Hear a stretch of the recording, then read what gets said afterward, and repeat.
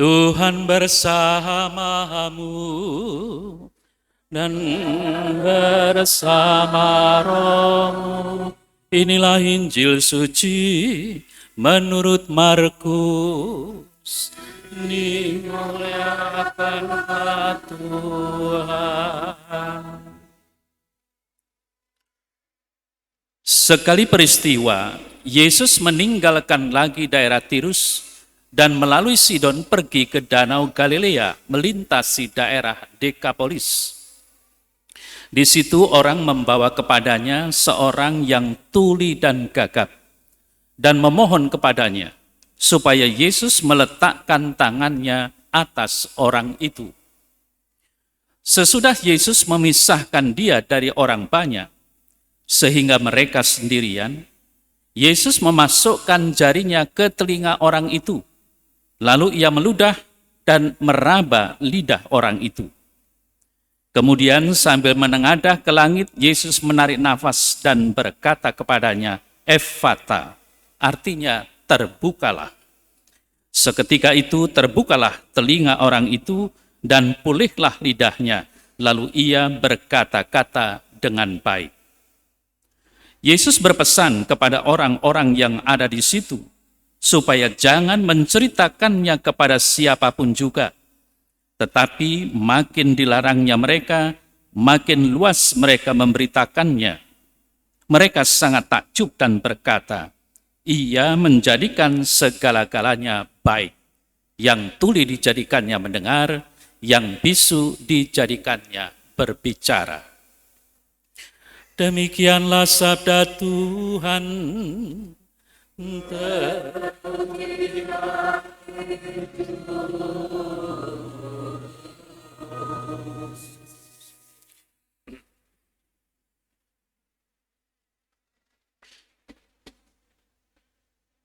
Saudara-saudari yang terkasih, kita sebagai umat Katolik dan bangsa Indonesia, tentu dengan peristiwa kedatangan Paus Fransiskus merupakan kegembiraan sukacita bagi kita semua. Mungkin saja di antara kita ada yang mengikuti perjalanan ini dari dekat, pergi ke Jakarta, perayaan Ekaristi bersama Paus, merupakan juga kegembiraan yang sangat membuat hatinya bersukacita. Bahkan kita saksikan di layar televisi banyak orang berebut untuk bisa menyentuh tangannya, untuk bisa selfie, untuk macam-macam. Nah, saya sendiri tidak di Jakarta, tapi saya selalu mengikuti lewat televisi. Satu hal yang menarik bagi saya, apa yang dikatakan ketika ada audiensi dengan para uskup, para imam, biarawan-biarawati, dan juga para katekis di Katedral Jakarta. Yang dikatakan oleh Paus begini, apakah saudara pernah memberikan derma kepada orang miskin? Tentu saja pernah. Ya. Tetapi pertanyaan berikutnya itu yang menggelitik. Memberikan derma itu baik. Apakah Anda melihat wajahnya? Apakah Anda menyentuh tangannya? Nah, tentu dari pertanyaan-pertanyaan itu mau menunjukkan bagaimana kedalaman Paus dalam mengartikan apa yang terjadi bila seseorang itu memberikan derma kepada seseorang yang miskin, yang membutuhkan, yang menderita. Bukan sekedar memberi, tetapi sungguh-sungguh harus bisa menyentuh baik hati orang yang diberi derma, entah itu perasaan maupun juga secara fisik, karena mereka adalah saudara kita. Nah, tentu saja apa yang dikatakan di sini sesuai dengan tema yang diusung dalam perjalanan pastoralnya, yakni faith, fraternity, dan compassion. Iman, persaudaraan, dan belas kasih.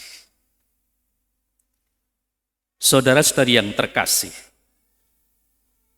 apa yang tadi kita dengar dalam warta Injil sangat membantu ketika kita merenungkan apa yang dipertanyakan oleh Paus kepada para uskup, para imam, para biarawan, biarawati, dan para katekis itu.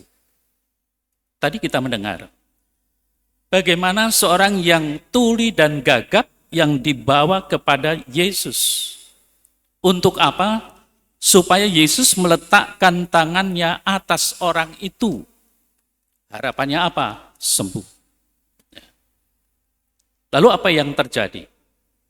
Yesus memisahkan dia dari orang banyak, sehingga mereka sendirian. Yesus memasukkan jarinya ke telinga orang itu. Lalu ia meludah dan meraba lidah orang itu. Kemudian sambil menengadah ke langit, Yesus menarik nafas dan berkata kepadanya, Ephata, terbukalah. Seketika itu juga terbukalah telinga orang itu dan pulihlah lidahnya. Ia berkata-kata dengan baik. Saudara saya yang terkasih, dari kerumunan massa, Yesus menarik orang itu ke tempat yang tersendiri, supaya Yesus bisa berdua dengan orang yang tuli dan gagap itu. Tentulah Yesus tidak bisa berkomunikasi dalam arti seperti kalau berhadapan dengan orang normal yang bisa mendengar, yang bisa berbicara. Tetapi di dalam kesendirian itulah dari bahasa isyarat mereka bisa berkomunikasi. Dan apa yang dilakukan oleh Yesus dengan memasukkan jarinya ke telinga, meraba lidah orang itu, ini bahasa-bahasa yang sangat penuh dengan makna, sehingga menyebabkan orang ini sembuh. Nah, tentu dari apa yang dikatakan di sini, kita bisa menarik suatu kesimpulan bahwa orang ini yang sungguh-sungguh berada di dekat Yesus. Yesus yang sungguh menyentuh bukan hanya hati dan perasaan, tetapi tubuhnya, membuat orang ini selamat, pulih kembali, seperti ciptaan yang baru. Maka dari itu, saudara terkasih, apa yang bisa kita renungkan di sini sebenarnya? Tadi dalam pengantar saya mengatakan, kita ini semua kan normal, bisa mendengar, bisa berbicara. Bayangkan, biasanya kalau ada seseorang yang tidak bisa mendengar dari sejak lahir, saya katakan umumnya, orang ini akan bertumbuh dan berkembang juga tidak bisa berbicara. Bagaimana dia bisa belajar berbicara kalau tidak bisa mendengar? Maka tidak tahu bahasa. Berarti dia akan bisu. Lalu kita bisa merasakan bagaimana penderitaan mereka itu. Lalu, saudara saya terkasih, penderitaan yang diderita semacam itu merupakan yang bisa dirasakan oleh orang itu sendiri. Kita mungkin saja tidak bisa merasakan, kecuali kalau kita orang normal tiba-tiba menjadi buta atau tuli. Tetapi yang jelas apa yang diderita orang yang sejak lahir itu, pastilah dia tidak bisa merasakan bagaimana seorang yang normal kemudian menjadi seorang seperti mereka. Ya. Nah, lalu bagaimana hubungannya dengan soal iman kita sebagai orang beriman? Apa yang dikatakan oleh Paulus dalam suratnya sangat jelas. Iman itu datangnya dari pendengaran. Dari pendengaran itu orang bisa mengerti. Lalu juga bisa akhirnya mengimani menerima apa yang dimengerti. Maka jelas pendengaran itu sangatlah penting.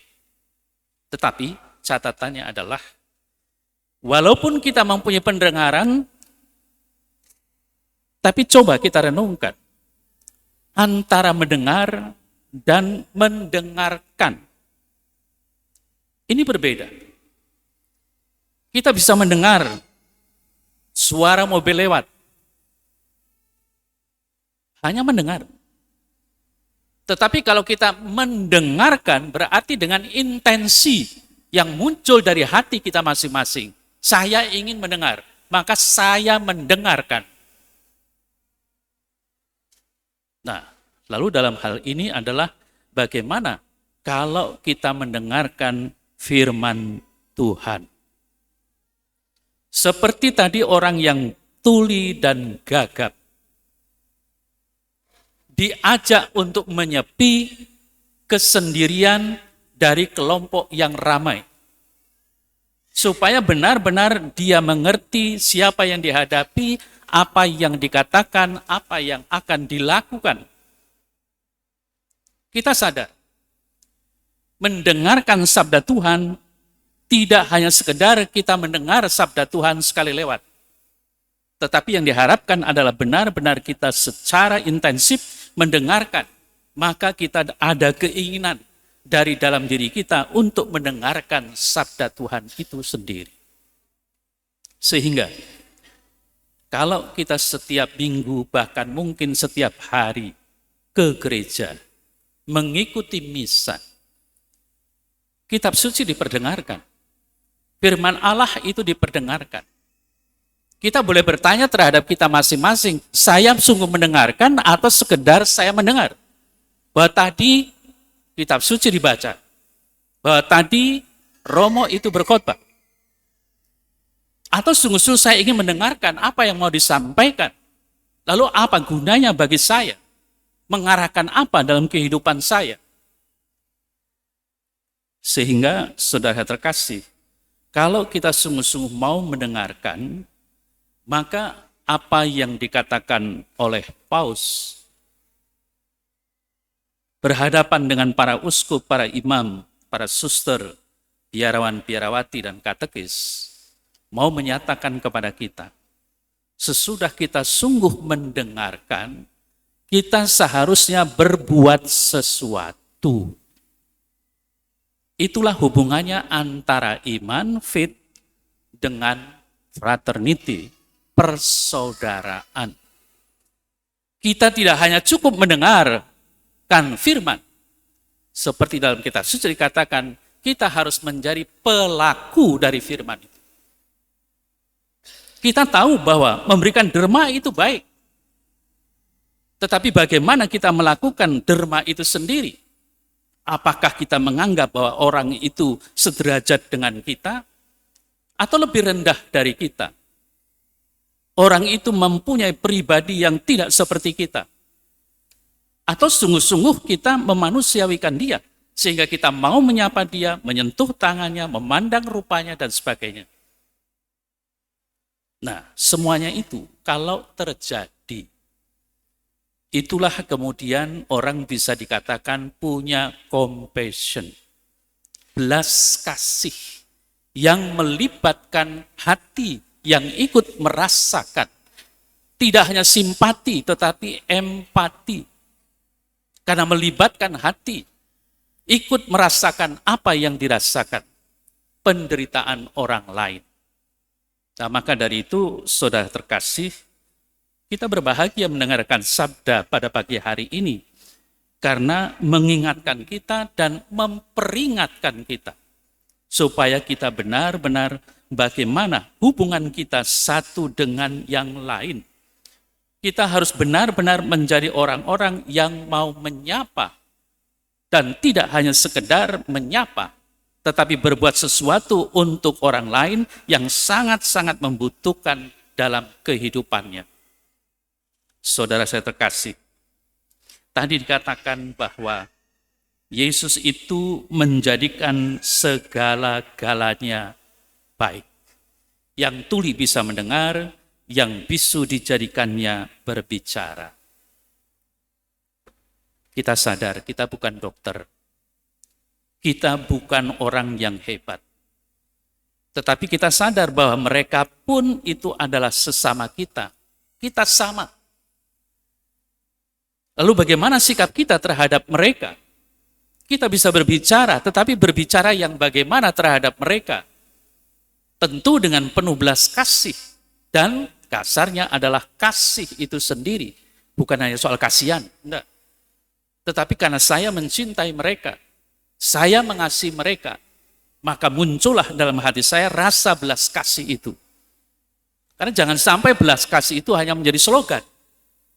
Tetapi benar-benar kita merasakan atas dasar kasih. Dan kasih di sini bukan soal pilih kasih. Karena ada orang yang membanggakan diri, oh saya selalu membantu orang. Orang yang bagaimana? Orang yang miskin siapa? Si A. Lah si B bagaimana? Padahal lebih miskin, lebih sengsara. Oh enggak, karena saya baik dengan orang itu. Lihat, dasarnya apa? Pilih kasih. Nah maka dari itu saudara terkasih, sadar akan kenyataan semacam itu, hendaknya kita menjadi orang-orang sebagai saudara bagi orang yang menderita. Itulah yang ditekankan oleh Yesus sebenarnya.